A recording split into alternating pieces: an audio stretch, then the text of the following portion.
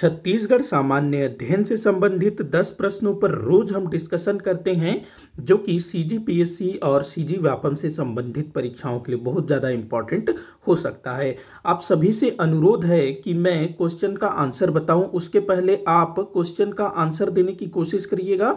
नीचे comment box में आप अपना आंसर बता सकते हैं और आपसे कितने क्वेश्चन सॉल्व हुए ये भी जरूर बताइएगा। पहला क्वेश्चन देखते हैं।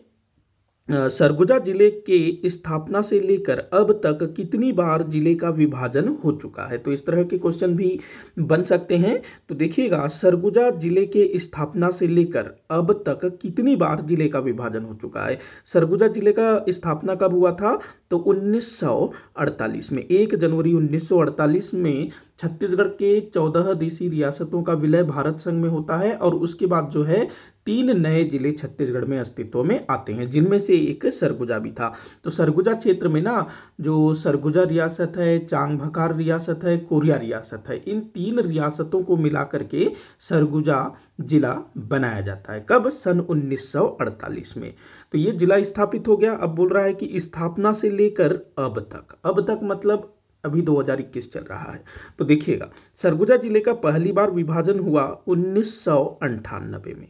1998 में और सरगुजा जिले के पश्चिमी भाग को अलग करके कोरिया जिला गठित किया गया 1998 में। उसके बाद सन 2012 में क्या हुआ था? सरगुजा जिले को फिर से एक बार पुनर्गठित किया गया या फिर विभाजित किया गया और सरगुजा जिले से 2 नए जिले बनाए गए, एक सूरजपुर, दूसरा बलरामपुर।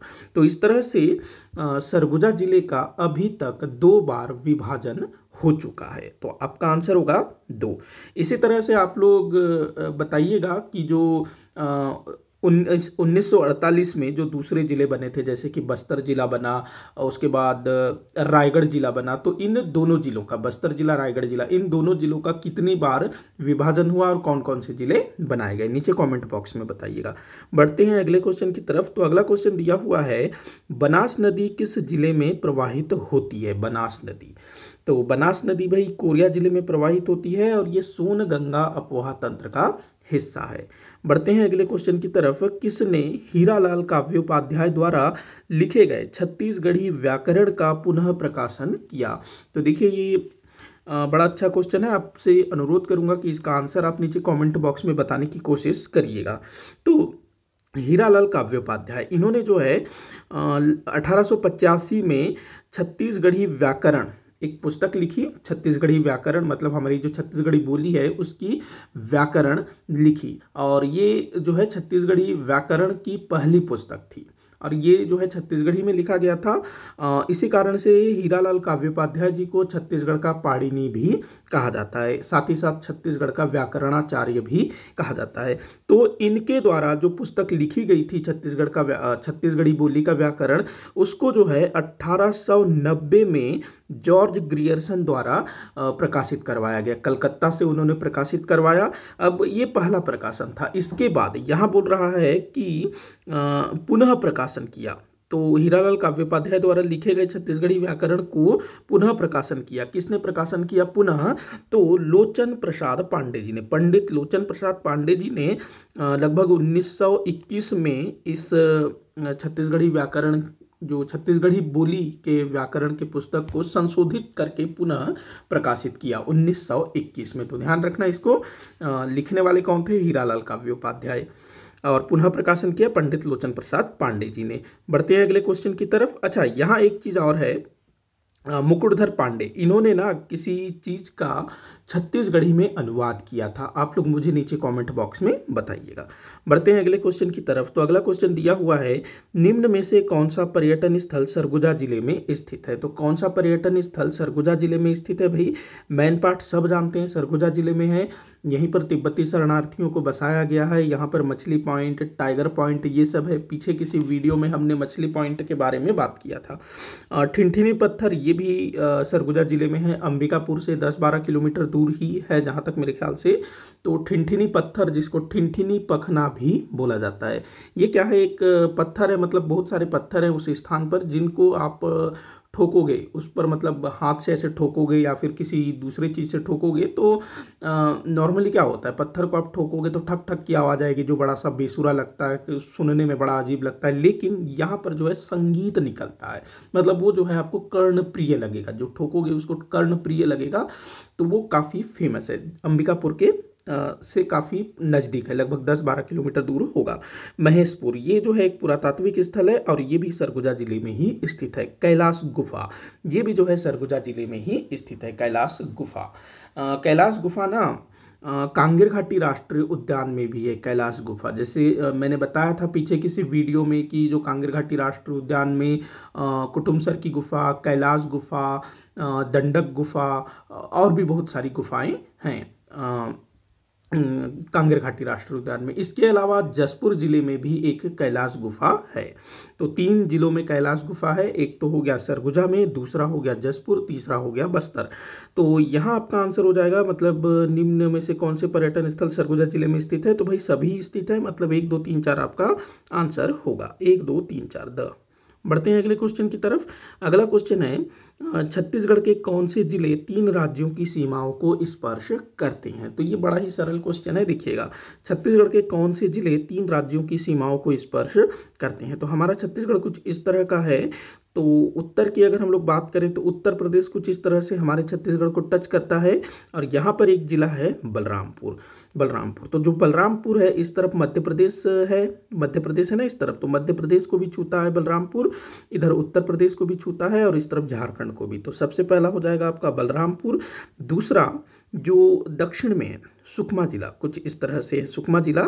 तो यहाँ जो है एक तरफ उड़ीसा है, एक तरफ आंध्र प्रदेश और एक तरफ जो है तेलंगाना। तो ये भी जो है 3 जिलों को छूता है। दंतेवाड़ा एक भू आविष्ठित जिला है और सरगुजा भी एक भू आविष्ठित जिला है। तो ये दोनों जो हैं किसी भी राज्य की सीमा को स्पर्श नहीं करते हैं। बलरामपुर और सुकमा ये दोनों जो हैं 3 राज्यों की सीमाओं को स्पर्श करते हैं। एक मजे की बात मैं आप लोगों को बताना चाहूँगा कि जब बलरामपुर और सुकमा जिले अस्तित्व में नहीं आए थे, जिस समय हमारे छत्तीसगढ़ राज्य का गठन हुआ ना 1 नवंबर सन 2000, तो उस समय कितने जिले थे भाई, 16 जिले थे। और उस समय ये जो सरगुजा है वो पूरा का पूरा जो है आपका बलरामपुर, सूरजपुर, सरगुजा तीनों जो है एक जिला हुआ करते थे। तो सरगुजा जो है 3 राज्यों की सीमाओं को स्पर्श करता था, एक तरफ मध्य प्रदेश, फिर उत्तर प्रदेश, फिर झारखंड। वहीं जो दंतेवाड़ा है ये सन 2000 की स्थिति में जो दंतेवाड़ा है उसका विभाजन नहीं हुआ था। बीजापुर, सुकमा ये सब जो है एक ही जिले में आते थे। बीजापुर, सुकमा, दंतेवाड़ा तीनों एक ही जिले हुआ करते थे, दंतेवाड़ा जिला।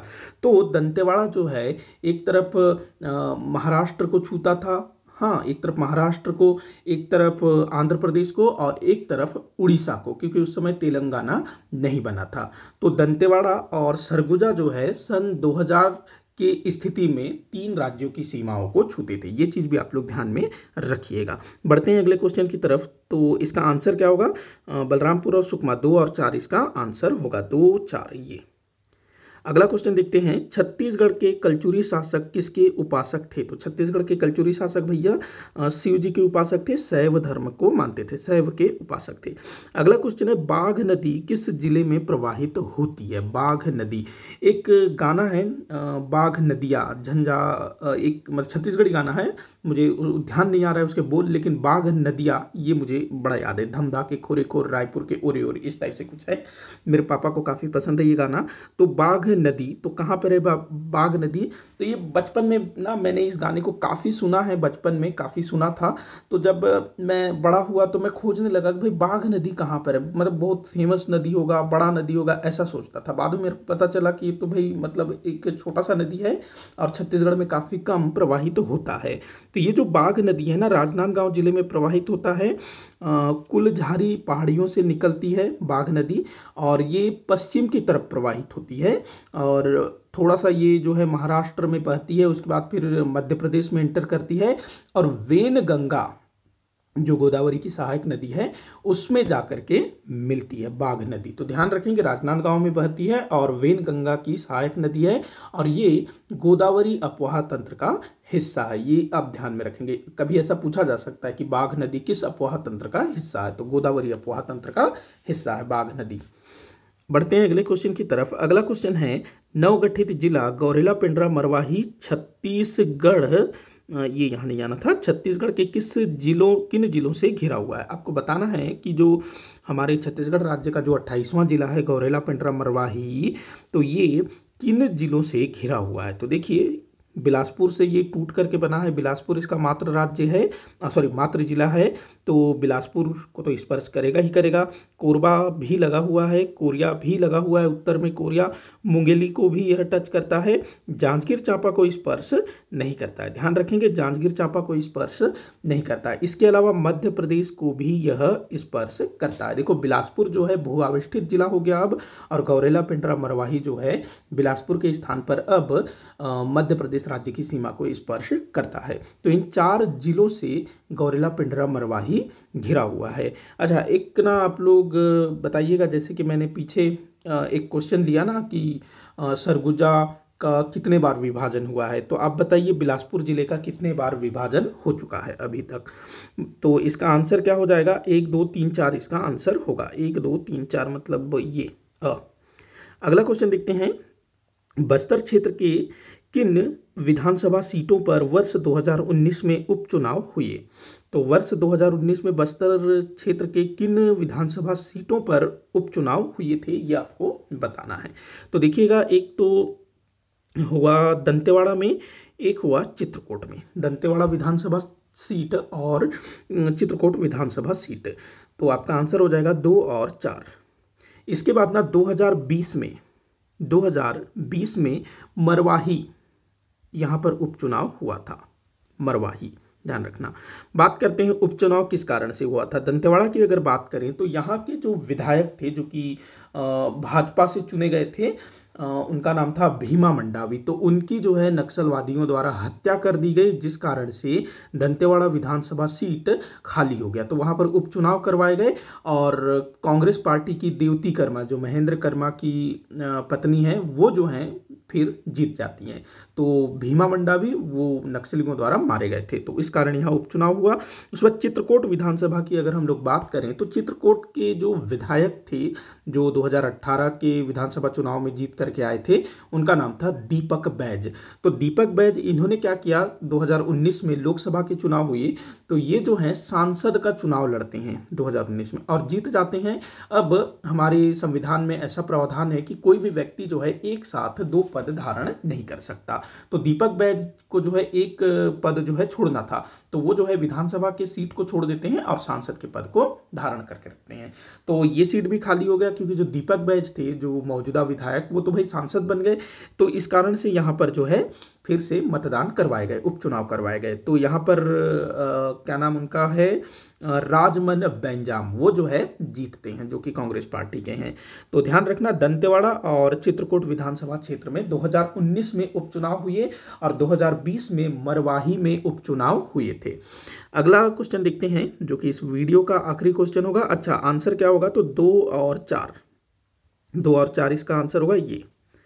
अगला क्वेश्चन देखते हैं, राजा भैरम देव किस वंश के शासक थे। राजा भैरम देव, तो ये ना भाई बस्तर के काकतीय वंश के शासक थे राजा भैरम देव। तो इसी के साथ आज का ये वीडियो यहीं पर समाप्त होता है। आप लोगों से मतलब आप कमेंट करके बताइएगा कि आपसे कितने क्वेश्चन सॉल्व हुए। किसी भी क्वेश्चन में कोई भी डाउट हो तो ज़रूर बताइएगा। वीडियो को जितना हो सके उतना आप शेयर करिएगा, लाइक करिएगा। चैनल को सब्सक्राइब नहीं किया है तो ज़रूर से सब्सक्राइब करिएगा। वीडियो को आखिर तक देखने के लिए बहुत बहुत धन्यवाद।